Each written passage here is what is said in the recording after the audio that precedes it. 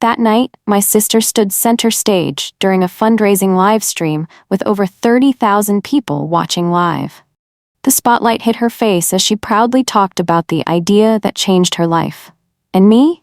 I was sitting alone in my dark apartment, staring at every slide appearing on my laptop screen. Because every single thing she was presenting belonged to me. Every design, every strategy, even the slogan she had just read to thousands of viewers, was something I wrote during a sleepless night at the hospital beside our mother. But the moment that truly made my blood run cold wasn't the fact that she stole my idea. It was when she looked straight into the camera, smiled confidently, and said, "I built all of this completely from scratch." My hand tightened around the mouse. An unsent email was still open on my screen. And with just one click, everything happening on that live stream would completely fall apart. If you want to know what happened after that email was sent, comment 1 and stay until the end of this story, because sometimes the most important thing we learn is that our worth should never be stolen by someone else. That day I sat staring at the blinking cursor for nearly 10 minutes. Just one click, and my sister would lose everything in the biggest live stream of her life. But what hurt me most wasn't the money or the company. It was the fact that the person who betrayed me was the one I had trusted the most. Growing up, there was always an unspoken rule in our family. My sister Vanessa was the pride of the household, and I was just the quiet younger sister. My parents constantly bragged about her achievements to everyone around them. Every family gathering revolved around Vanessa.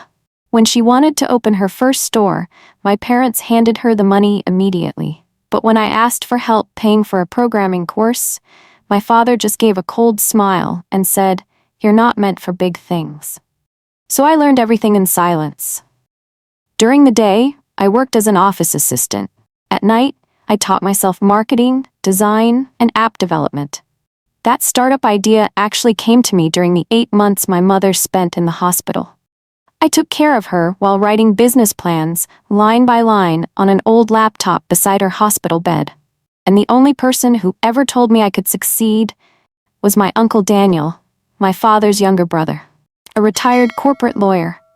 The day I told him Vanessa had stolen my idea, he stared at me for a long moment before quietly saying, "The most dangerous person isn't the thief. It's the one who thinks you'll stay silent forever." 3 months before that live stream, I was foolish enough to send Vanessa the entire prototype to look over. She hugged me and smiled. "I'm proud of you." It was the first time in years that I truly thought she saw me as family. But a week later, Vanessa disappeared. She stopped replying to my texts. She ignored every phone call. And then one morning, I saw her face in a startup news article. The app name, the logo, the business strategy, every single part of it belonged to me. But the thing that completely shattered me was the introduction that read, "An idea independently created by Vanessa Carter. If someone you trusted has ever betrayed you, leave a dot in the comments."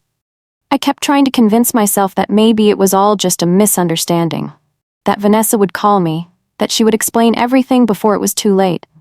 But instead, she invited the entire family to a dinner celebrating her successful fundraising round.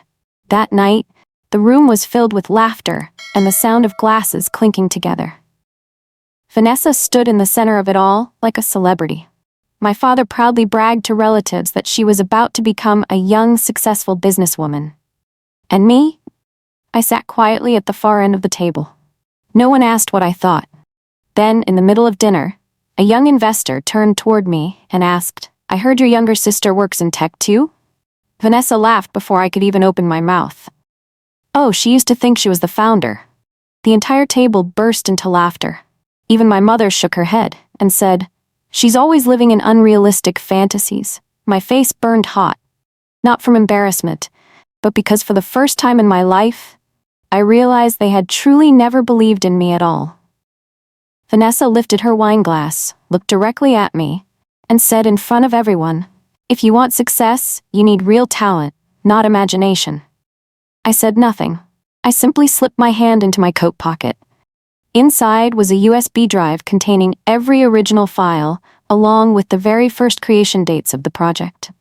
That night, I left the party much earlier than anyone expected. Behind me, Vanessa kept laughing and celebrating as if she had just conquered the world. But the moment I got back to my apartment, I finally did the one thing I had been terrified to face for weeks. I called Uncle Daniel. 10 minutes later, he arrived carrying the same old briefcase he'd had for years.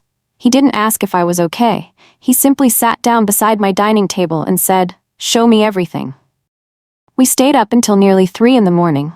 Every email, every design file, every cloud edit history. And then, Uncle Daniel suddenly stopped and stared at my laptop screen. "Vanessa made a mistake." I looked up. He slowly turned the screen toward me. Inside the pitch deck my sister had sent to investors, the metadata still contained my account name. Not only that, the very first prototype had been automatically registered under my personal email nearly 2 years earlier. Even the application server was still being paid for with a bank card under my name. I sat there frozen, as all the evidence appeared right in front of me. Uncle Daniel removed his glasses and said slowly, "If Vanessa keeps publicly claiming this project as her own during that live stream, she's turning herself into perfect evidence in front of thousands of people." The next morning I barely slept at all. The apartment was so quiet, I could hear every email notification echo from my laptop. The subject line contained only one sentence: "The official fundraising live stream begins in 24 hours. I stared at the screen for a long time. 24 hours. In just one more day, Vanessa would sign a deal with the biggest investment firm she had ever had the chance to reach. And if that happened, she would officially patent the idea under her own name, which meant everything I had built over the last 3 years would belong to someone else forever. I buried my face in my hands and sank onto the kitchen floor. Part of me still wanted to stay silent, because no matter what, Vanessa was still my sister. The same person who stayed up watching movies with me when we were kids, the same person who held my hand the first time our mother was hospitalized. But then my phone buzzed. Vanessa had posted a new photo.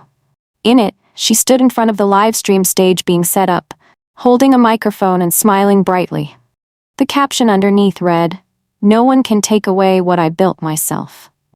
My chest tightened the moment I read it, and right then, a short message from Uncle Daniel appeared on my screen.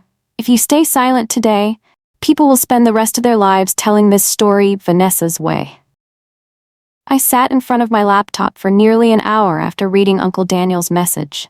Outside my window, the rain started pouring hard. And inside my head, every old memory came flooding back. The birthdays where Vanessa was always the center of attention. The countless times my parents told me to let your sister have this one. The family gatherings where every achievement of mine was treated like something expected, instead of something worth celebrating. Even when I graduated at the top of my class, my father simply said, "You should learn how to communicate like your sister." I had spent almost 30 years trying to become good enough to finally be recognized. But for the first time in my life, I understood something painful. Some people will never see your worth because they've grown too comfortable watching you suffer in silence. My hands trembled slightly as I opened the folder containing all the evidence. The first prototype video, the file edit history, and the email Vanessa once sent me. "Let me see the project. I promise I won't tell anyone." I took a deep breath and entered the email addresses of every investor, organizer, and legal representative connected to the live stream. My cursor hovered over the send button, and for the first time in my life, I no longer felt like the weak girl in the family. If you've ever stayed silent just to keep peace for everyone else, leave a 2 in the comments. I hit send at exactly 7:58 p.m. 2 minutes later, the live stream began. Vanessa walked onto the stage as thunderous applause erupted through the venue. Even through my laptop speakers, I could hear how loud it was. The elegant white dress, the flawless smile, the spotlight wrapped around her like the entire world was standing on her side. "Thank you all for believing in my journey," Vanessa said to the tens of thousands watching live. I sat silently in my dark apartment, my hands ice cold. On stage, she began telling the story I had once lived myself. The sleepless nights, the months spent building the product from nothing, the long days caring for our mother in the hospital. Every single word was my life. Strangely, I no longer felt angry. I just felt hurt. Then Vanessa smiled directly into the camera and said, "I built all of this on my own, and today I'm proud to say this is entirely my achievement." At that exact moment, a man seated in the investor section glanced down at his phone. His expression instantly changed. Another investor opened an email, then another. Whispers slowly began spreading through the audience. Vanessa kept speaking. But for the first time, I saw the smile on her face begin to falter. Vanessa tried to continue the presentation as if nothing had happened, but the atmosphere inside the auditorium had completely changed. One major investor suddenly raised his hand and interrupted her speech. "Excuse me," he said slowly. "Could you explain why all the metadata for this project belongs to someone else?" The entire room fell silent. The smile on Vanessa's face froze instantly. Under the stage lights, I could see her blinking rapidly. "There must be some misunderstanding," she said with a strained laugh. But at that exact moment, another email suddenly appeared on the giant screen behind the stage. It was the very first prototype video I had recorded 2 years earlier. The file creation date, the edit history, even a screen recording of Vanessa logging into my cloud folder was included. The audience erupted into noise. Whispers spread through the room like wildfire. The event host tried to move on, but it was already too late. The livestream comments exploded. "Did she steal the idea? Is this fraud? Who's the real founder?" My phone began vibrating non-stop on the table. Mom was calling. Dad was calling. Vanessa had already called 3 times, but I just sat there quietly staring at the screen. For the first time in my life, watching the truth belong to someone other than the most powerful person in the room. 10 minutes later, the live stream ended abruptly. The screen cut to black while the host was still desperately trying to save the situation. But it was already too late. Clips from the live stream spread across social media almost instantly. Vanessa's name started trending in less than an hour. Fake founder, startup idea theft scandal. The biggest live stream controversy of the week. I sat silently on the couch, watching my phone light up over and over again in the dark. And then Vanessa called one more time. This time, I answered. On the other end, I could hear her breathing hard, like she had been crying for a long time. "Emily," her voice trembled. "How could you do this to me?" I closed my eyes for a few seconds. Strangely enough, after everything that had happened, hearing her cry still hurt me. "You ruined my life," Vanessa sobbed. "All the investors pulled out, everything's over." I looked at the original project files still open on my laptop screen. 3 years of work. 3 years of being dismissed. 3 years of silence. Then I answered softly, "No, Vanessa." I paused for a moment. "You destroyed it yourself the moment you decided to take something that never belonged to you." The line went completely silent, and for the first time in my life, I no longer felt guilty for protecting myself. 2 days after the livestream scandal, my family had nearly fallen into chaos. My mother kept calling non-stop, leaving dozens of voice messages begging me to stop making things worse. My father stayed silent for an entire day before finally sending me a single text. "You and your sister are still family." I stared at that message for a long time before laughing quietly. Not a bitter laugh. Just an exhausted one. Because for years, "we're family" had always been the phrase they used whenever they wanted me to keep enduring the pain in silence. Vanessa disappeared from social media completely. The articles praising her success were slowly deleted one by one. But the thing that shocked me most was a phone call from one of the investors who had attended the livestream that night. He told me he had reviewed every piece of evidence I sent. Then he asked directly, "Are you the person who actually built this project?" I tightened my grip on the phone. For the first time in nearly 30 years, someone was looking at me as more than just Vanessa's shadow. A week later, I signed my first meeting with a new investment firm. Before I left, Uncle Daniel placed a hand on my shoulder and quietly said, "You finally stopped asking other people for permission to exist." And somehow, that sentence hit me harder than the entire live stream ever did. 1 year after that live stream, my life changed in ways I never would have dared to imagine before. My startup now has a small office near the Seattle waterfront. It isn't flashy.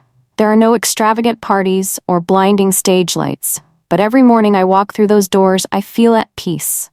My first team consisted of only 6 people. And the one thing I always tell them in every meeting is, here, no one has to be perfect to deserve recognition. I stopped trying to call Vanessa, and she never contacted me again after that phone call. Sometimes, I still think about her, not with hatred, but like remembering a part of my childhood that once meant a great deal to me. As for my parents, they slowly began changing with time. Not every wound disappeared, but at least, for the first time, they learned how to truly listen to me. There are nights when I still reopen that old email. The email that destroyed a live stream. But the thing that truly changed my life wasn't that single click. It was the moment I finally understood this. My worth does not need anyone else's permission to exist. If this story touched your heart, subscribe to the channel and stay with us for more stories ahead. And sincerely, thank you for staying until the very end.